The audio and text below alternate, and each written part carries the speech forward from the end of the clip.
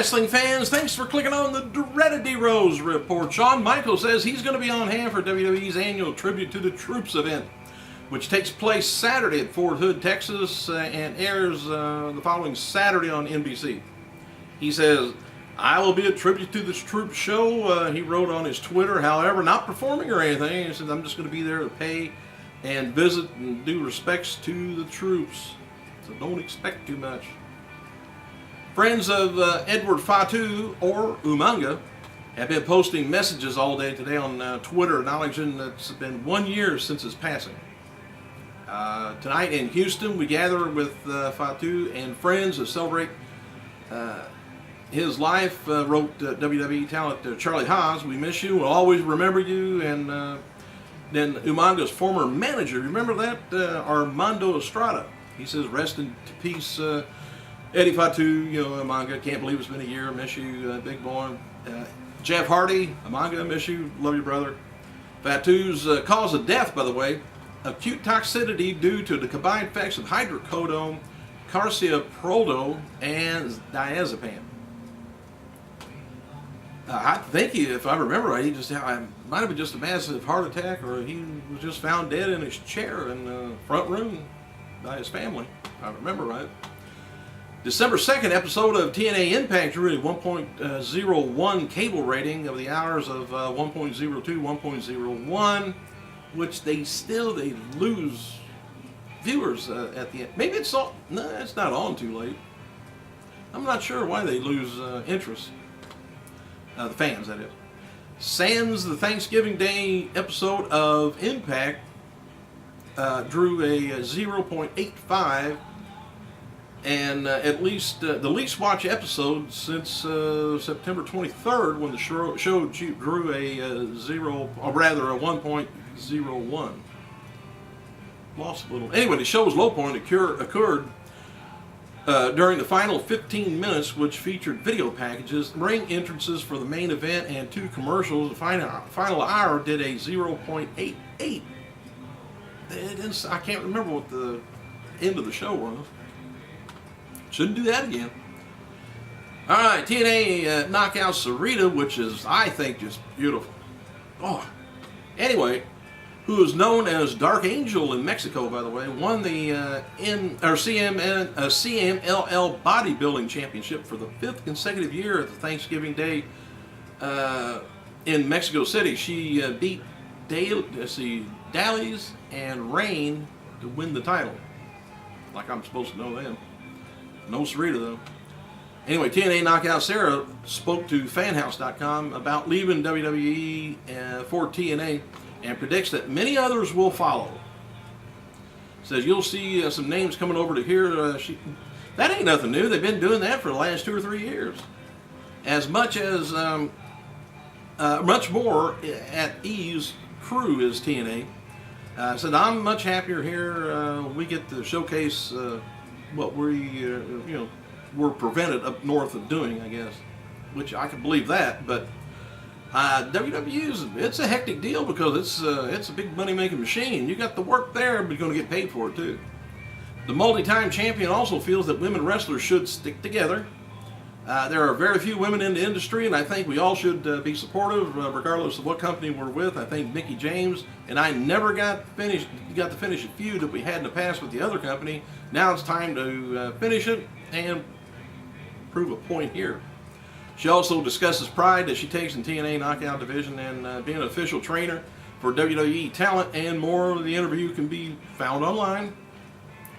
This week's episode of TNA Reaction did a 0.62 cable rating with about 780,000 viewers. Angelina Love squares off against Tara on next week's episode of TNA Explosion. Jullian Hall reveals last night on her Twitter account that she had asked for her release from World Wrestling Entertainment a few times before it was ultimately occurred. Many don't know the truth about my release, but the truth is I asked for my release a couple times, and I actually was officially released finally. Said no hard feelings towards WWE. I just wanted to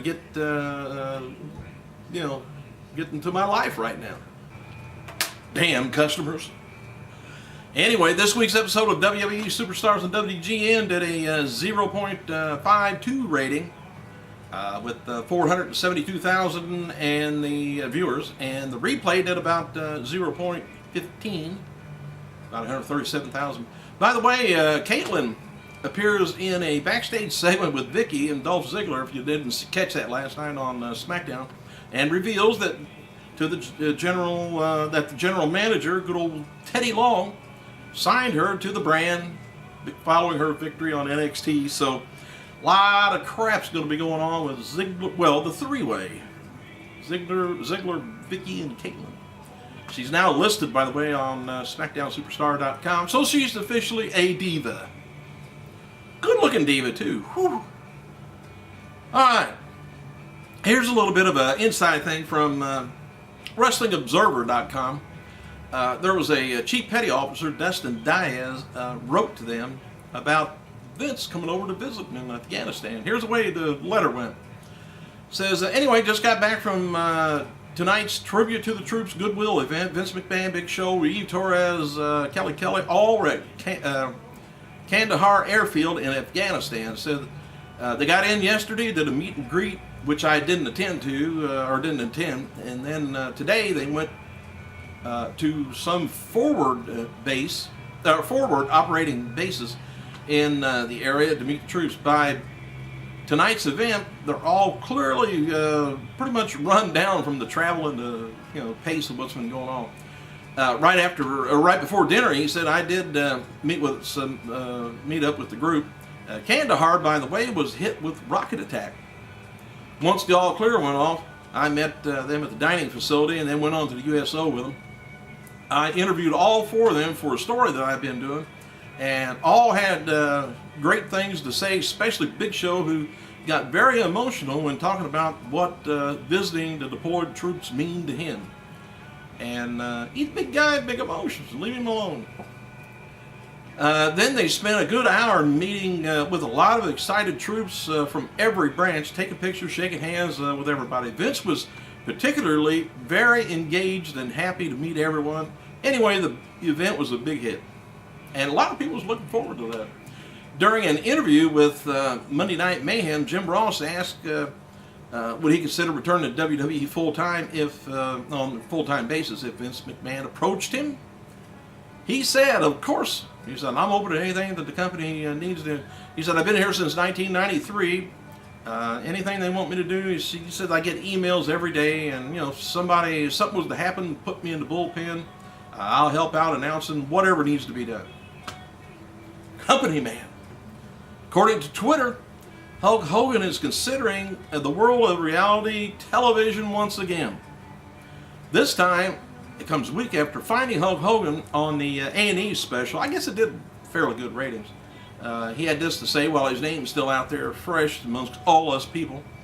He said, it would be me, Jennifer, and what's going on with my new life and my new relationship with my kids. He said, this is going to be the shoot version. What? No script? WWE sent out a survey yesterday asking fans, don't know if you got one or not, but if you did, let me know. Sent out a survey asking their fans thoughts on Survivor Series, how the theme pay-per-view have affect interest in watching the pay-per-view events. I just didn't understand that too much, but let me know if we got one. Goldust, by the way, on his Twitter said he had an MRI done the other day on his shoulder, but don't know the results or the severity of the injury until Monday. He also noted that the horror movie that he's planning to shoot in 2011 is in the beginning stages, and he will be using family and friends in the cast. And probably Kane. He'd make a good one just by himself. And by the way, there were 3 WWE developmental wrestling debuts in the December FCW live event in Tampa, Florida. There was a Diva, and let me see, she lost to AJ, by the way, and I'll have to get more into this. I'm about ready to run out of time, but hey, you guys, be careful over the weekend. We've got some treacherous weather out there in the States. I'm going to try and stay in and keep warm. Where's Mama? I gotta go.